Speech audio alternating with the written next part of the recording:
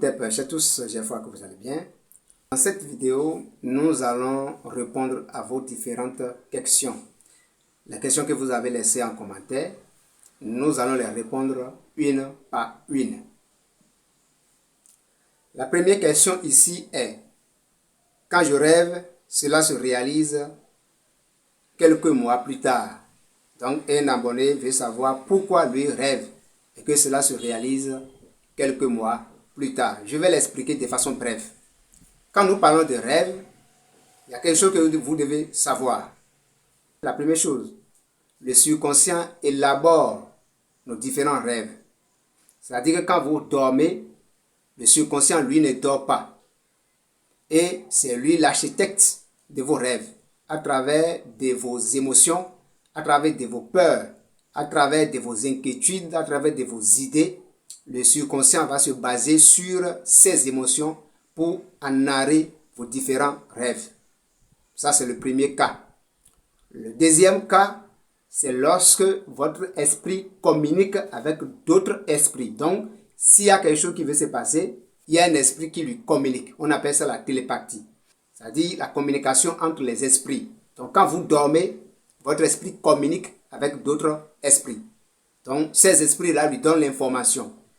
Quand vous avez reçu l'information, quelque temps après, vous allez constater que ce que vous avez vu dans le rêve va se réaliser. Le troisième cas, c'est la voyance. Donc, c'est que vous êtes un voyant inconscient.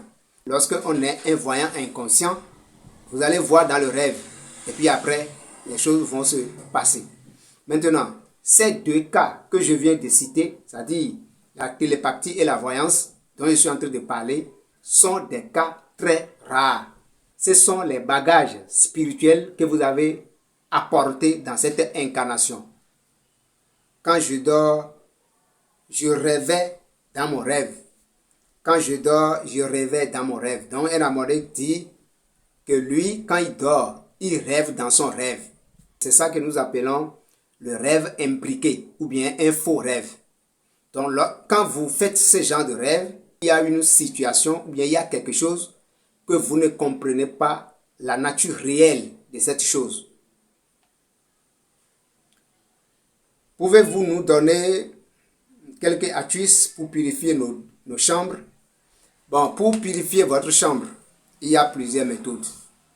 Il y a plusieurs. Ce que vous allez faire, premièrement, tout simple, il faut chercher l'eau de mer. Vous allez chercher l'eau de mer, vous cherchez la feuille d'hysope, vous cherchez du sel, vous mélangez. D'accord? Et vous allez asperger cette eau-là dans les coins en formant vos vœux de paix, vos vœux d'harmonie, etc., etc. C'est simple, mais très efficace.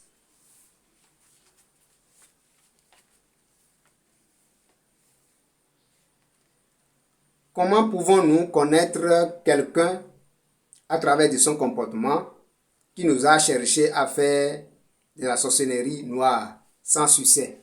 Est-ce qu'il y a un comportement qu'on peut citer? Ce que vous devez savoir, c'est que quand un sorcier ou bien un praticien noir qui veut vous faire du mal, il a tenté une fois, il va encore tenter deux fois. Il va continuer à tenter jusqu'à un jour, il va réussir. La seule chose que vous devez chercher à savoir, ce n'est pas le comportement que la personne a envers vous.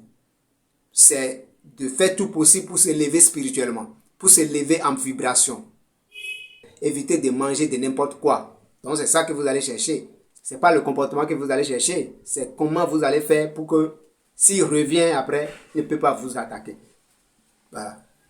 Voilà un peu ce que nous avons aujourd'hui. Je vous remercie énormément pour vos différentes questions. Ça nous permet de communiquer avec vous. Je vous remercie et puis on se retrouve dans la prochaine vidéo.